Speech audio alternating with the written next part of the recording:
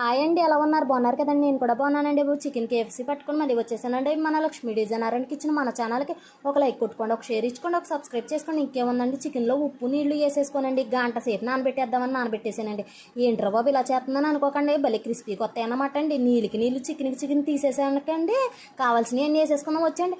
కారం, ఉప్పు, అల్లం వెల్లుల్లి పేస్టు, మిరియాల పొడినండి. ఈ 4 వేసేసాకండి.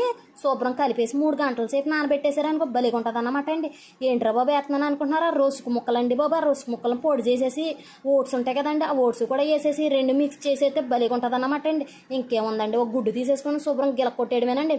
జ్యూసీగా చేసేయడమేనండి. ఇంకేముందండి, ఆ చికెన్ ముక్క అండి ఇందులో ఉంది కదండి గుడ్లోని, ఆ గుడ్లో ముంచేసండి.